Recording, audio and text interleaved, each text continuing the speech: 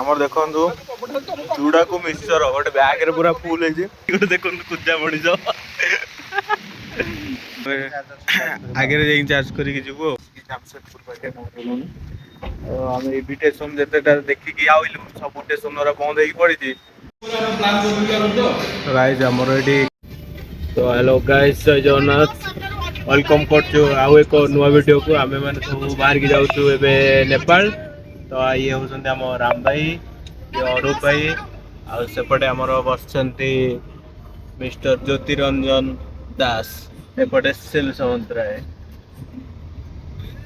ତ ଆମେ ମାନେ ବର୍ତ୍ତମାନ ପହଞ୍ଚି ଗଲୁ ପାହାଳ ପାଖରେ। ତ ପାହାଳରୁ ଏବେ ଗାଡ଼ିରେ ଯାଉଛୁ। ତ 11:50 ହେଇଗଲାଣି। ତ ଆଉ ପହଞ୍ଚିକି ଆମେ ଆପଣଙ୍କୁ ପୁରା ଭିଡିଓ ଦେଖେଇବୁ। ପଛଟା ଆର ଦେଖ ଏତିକି କଭର ଆସୁଛି, କେତିକି ଅଧା ଅଧା ଆସୁନି।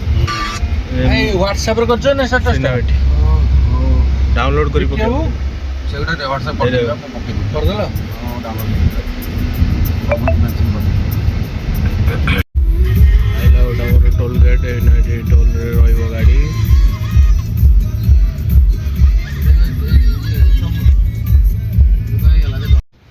ଭାଇ ଗଛଟା ଦେଖନ୍ତୁ କେଡ଼ିକି ଟିକେ ନାରୁ, ତା ଦେହରେ ଭାଇ ଆମ୍ବ ହେଇଛି ପୁରା ଭର୍ତ୍ତି ଫୁଲ।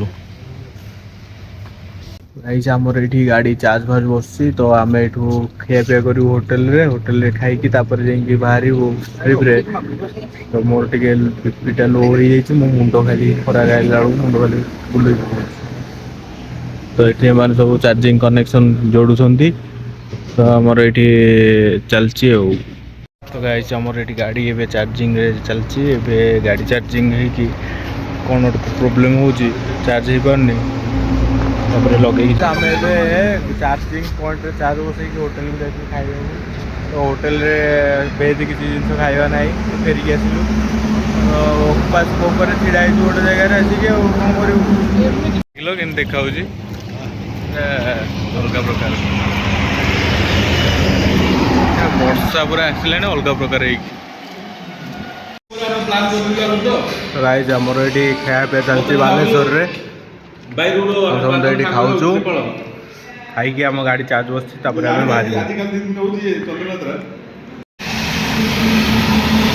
ଆରେ ଇନ୍ଦ୍ରଧନୁ ପଡୁଛି ରେ।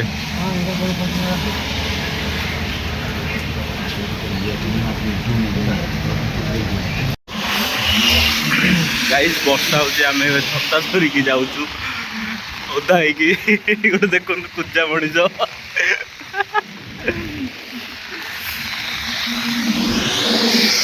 ବର୍ଷା ହଉଛି, ଆମେ ଓଦା ହେଇକି ଯାଉଛୁ। बारिश का मौसम है। ଖରା ହଉଛି, ବର୍ଷା ହଉଛି,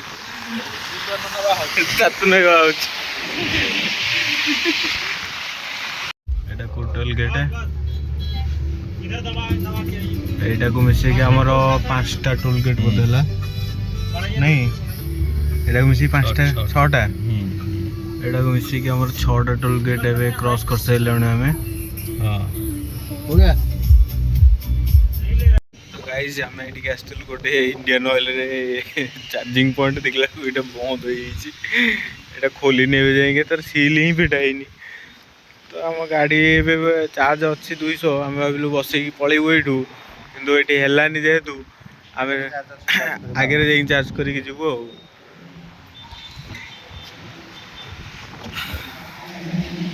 ଏଇଟା ହେଉଛି ଆମର ଜାମସେଦପୁରର ପେଟ୍ରୋଲ ଟାଙ୍କି।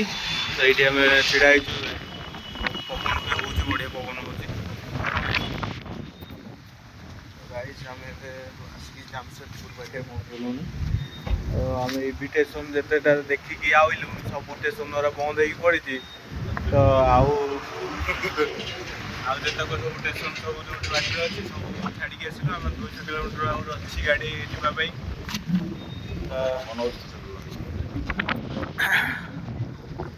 ଆସିଲେ କ'ଣ କରିବା ଆମେ ଏବେ?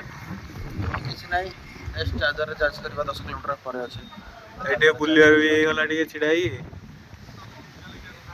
ଚାଲ 10 କିଲୋମିଟର ପରେ ଗୋଟେ ଚାର୍ଜର ଅଛି। ଗାଇସ୍ ଆମର ଦେଖନ୍ତୁ ଚୁଡାକୁ ମିକ୍ସଚର ଗୋଟେ ବ୍ୟାଗରେ ପୁରା ଫୁଲ ହେଇଛି। ଆଉ ଏଠି ଦୋକାନ ବଜାର ଯେହେତୁ ନାହିଁ ଆମେ ସବୁ ଚୁଡ଼ା ମିକ୍ସଚର ଚୋବେଇ ଚୋବେଇ ଯାଉଛୁ। ମାନେ ତମେ ବ୍ୟାଗରେ ନେଇକି ଯାଇଛ ଚୁଡ଼ା ମିକ୍ସଚର ଘରୁ।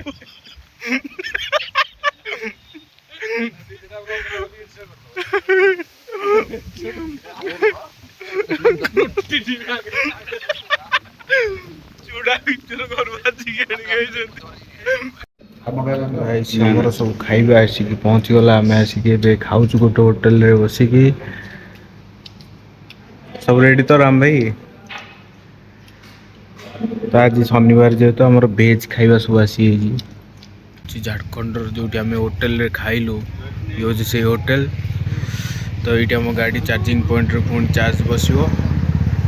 ତ ଆମେ ଏବେ ଝାଡ଼ଖଣ୍ଡରେ ଗୋଟେ ଚାର୍ଜିଂ ପଏଣ୍ଟରେ ରହିଲୁ। ସେଇଠି ଆମ ଗାଡ଼ି ପୁଣି ଚାର୍ଜ ବସିବ। ତାପରେ ପୁଣି ବି ଏଇଠୁ ଚାର୍ଜ ବସେଇକି ପୁଣି ସିଧା ରାତିରେ ବାହାରିବୁ।